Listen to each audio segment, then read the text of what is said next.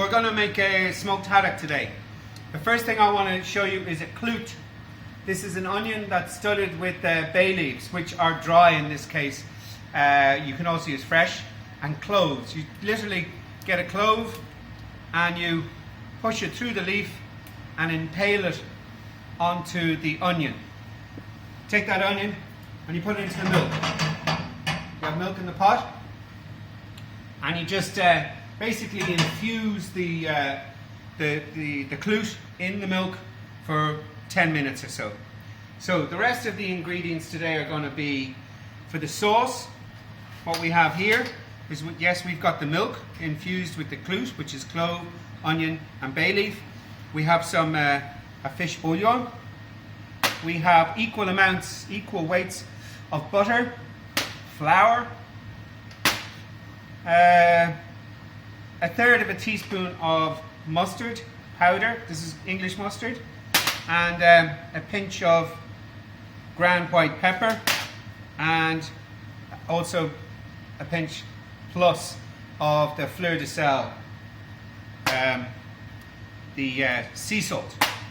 Then when we're finished making the sauce, we take our smoked haddock, which I've cut up a little bit of earlier, put the smoked haddock in the bowl, and then we add the garnish on top of that, which is mushrooms, sliced mushrooms, some lovely rose onions that we got. They're all the way from Brittany, that are imported specifically for Cavesons and Glassstool.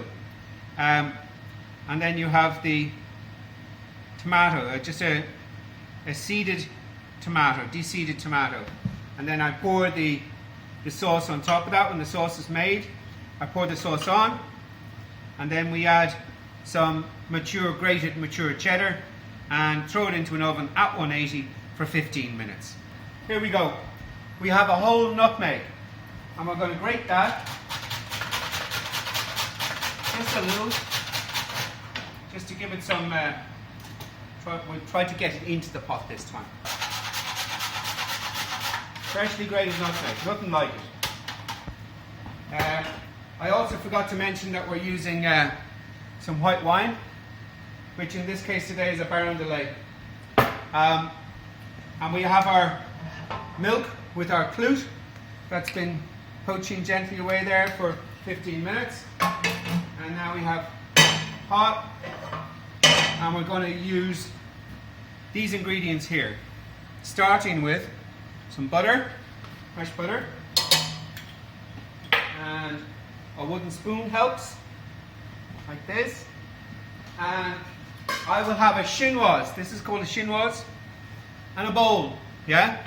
And as soon as the sauce is cooked, I'm going to strain it through the chinoise or a sieve into the bowl, just to make sure it's like felt down braces, that you don't have any lumpy bits left in the sauce.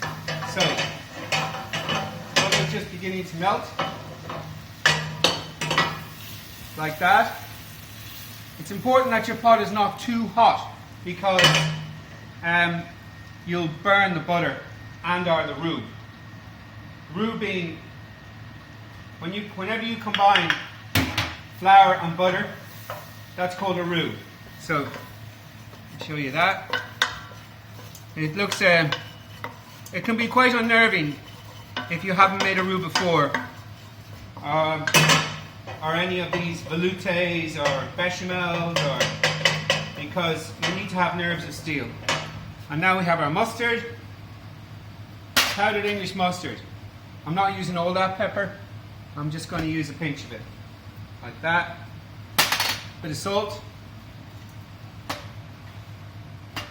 and some fish bouillon. So, this is still cooking. You don't want the temperature too high, just enough to start it cooking. And then we got our white wine.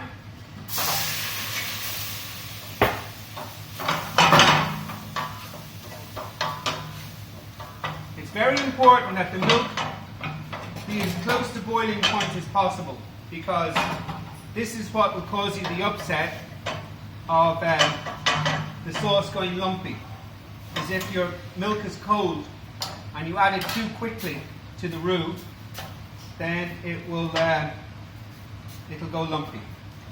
Now while I'm doing this, maybe Christian could strain off these. And these are our roast potatoes for the chicken that we started earlier. It wants to form lumps, but by dearth of your will and spoon, keep working it, and you work the lumps out. The beginning of this, of any roux, is very, very important. Now, show me that pot for a sec. We're going to put some seasoning and some paprika, and that's it. We put it in the oven with the chicken. Now that's beginning to form a nice paste. See that?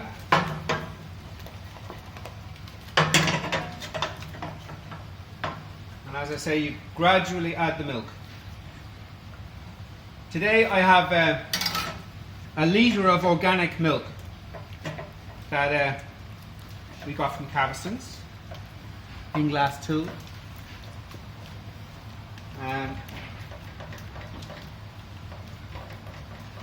So still working it, and the way I like to explain it is that imagine that you're cleaning the pot.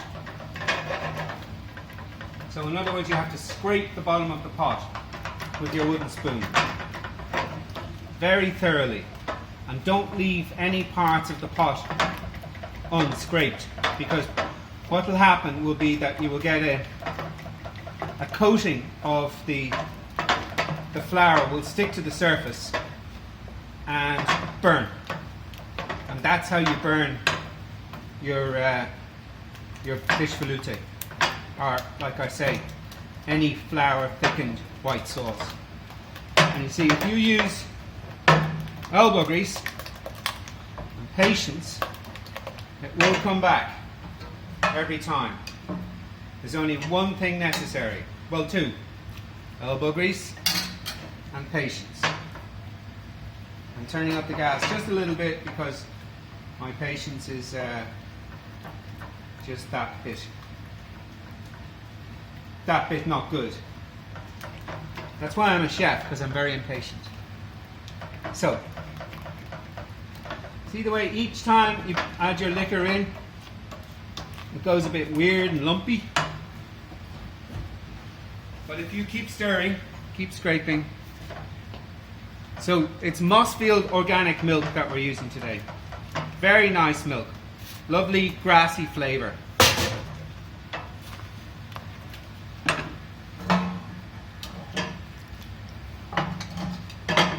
And I'm told that they play Bach's Toccata in Fugue to the cows every morning before they feed them, before they milk them. It gets them just into that right state of mind for milking. Yeah? So, how does our sauce look, folks? We're beginning to take on the mantle of a proper fish velouté, also known as fumet in the business. But I wouldn't say that on the street. You might be misunderstood. So, I'm going to put a tiny bit more milk in. But you'll notice that each time I will whip it and stir it so that it's all a completely consistent mix. And that's what will help you to end up with a silky, creamy sauce, is that you are patient and consistent. And the temperature is also very important. To gain your complete emulsion, you must have your liquid pretty much at boiling, at least 85 degrees, constantly throughout the course throughout the course of the cooking process. So, you can see now that I'm going to stop for 2 seconds, and you see that it is boiling across the surface. Yeah? Even when it's off the heat, it's still boiling. And I've now turned off the heat, but I will continue to stir the pot for at least another 30 seconds, because you're going to have that ambient heat in our nice heavy bottomed pot. And Christian's going to give me a rubber spatula behind him. I'm going to dispense with the wooden spoon and then go into this, which I'll bring to you. You can hold the handle there. And sorry, I know we're facing the wrong direction, but trust me, I'm pouring the sauce into the chinoise, and see it's all passed through. And now we look at my sins. You see, what I didn't mix through in the sauce will show up in the side of the chinoise. So this is how badly I have done. Yeah? That's it. Waste nothing. Scrapey, scrapey, scrapey. And that's our sauce in there. There you go. Now, just a little tip with that. If you want to make it a little bit extra creamy, you get some extra virgin olive oil or more butter. And you just pour it in there and just mix it up, and it'll give you that extra creamy texture. No need for cream. Just that gets that little bit richer. So here we have the prepared bowl. We have the fish, the smoked haddock. We have, make sure that they're evenly distributed, sliced mushrooms, them on top. We have our sliced tomatoes, put them on top. Our sliced rose Breton onions, specially imported by your local supplier. And now we take a ladle into our sauce. Take a ladle.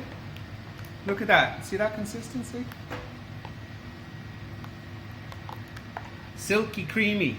Yeah? And then we just nap the sauce on top. A very strong hint I would give is don't put too much sauce in. If you put too much sauce on top, then it'll come out swimming in the sauce and you have no texture left in it. Now, the very last ingredient that goes onto it is freshly grated cheddar, mature cheddar. Now today I'm using a white cheddar, but you could use a red cheddar as well. You could even put a little bit of Parmesan on top of that. Or whatever you fancy. So that goes into the oven at 180 degrees for no more than 15 minutes. I would think more like 12 minutes. Just so long as you get a bubbly crust on top, you're ready to go. Thank you. And that is from Cormac's Kitchen. And the food, of course, has been supplied by Caveston's in Glassdoor. There you go.